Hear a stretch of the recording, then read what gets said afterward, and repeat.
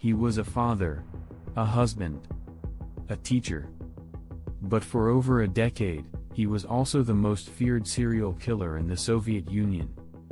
His name was Andrei Chikatilo, also known as the Butcher of Rostov. Andrei Romanovich Chikatilo was born in 1936 in the Ukrainian SSR, during the height of Stalin's reign. His early life was marked by poverty, hunger, and violence. His family lived in a one-room hut, and during the Holodomor, the man-made famine that killed millions, it's said that his older brother was kidnapped and eaten by starving neighbors. Whether this is true or not, it was a story his mother told him often. Chikatilo grew up isolated and deeply insecure. He was shy, withdrawn, and suffered from a sexual dysfunction that would haunt him into adulthood. Despite his difficulties, he was intelligent and studied to become a teacher.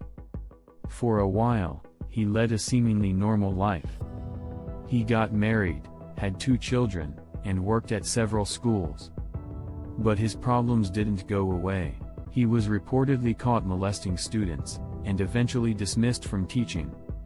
Still, he managed to find work at a factory, and behind his quiet, polite appearance, a monster was growing. In 1978, Chikatilo committed his first known murder. He lured a 9-year-old girl, Lena Zakotnova, into a secluded place, attempted to rape her, and killed her when she resisted. Her body was found in a river.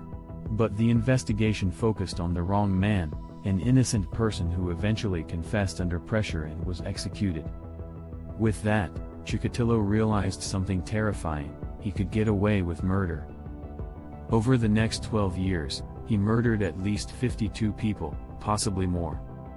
His victims were often young girls, boys, or vulnerable women. He would lure them into forests or abandoned buildings, offering food, money, or the promise of work. Then he would attack, stabbing them repeatedly, mutilating their bodies, and sometimes cannibalizing parts of them.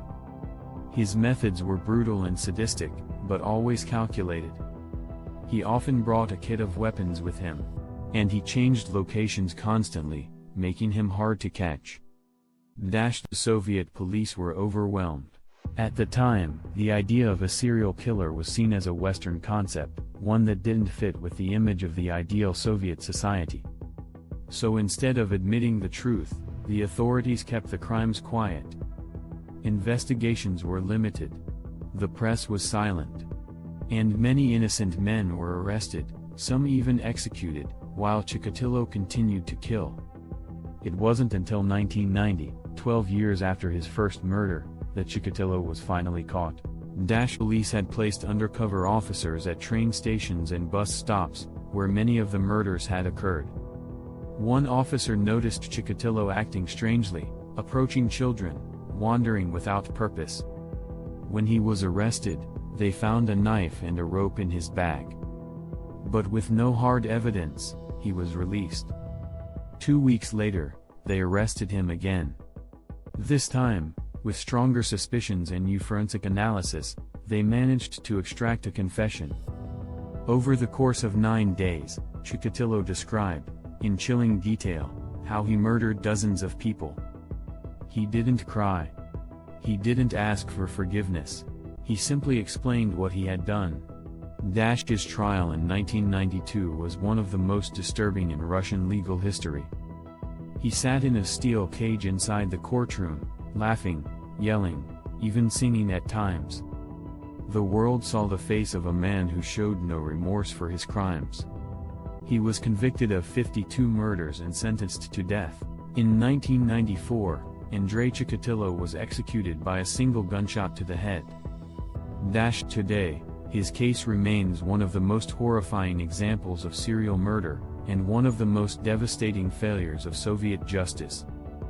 Dozens of lives lost. Dozens of families destroyed. And a government that, for years, looked the other way. This is the story of the Butcher of Rostov. And a warning about what happens when monsters hide in plain sight.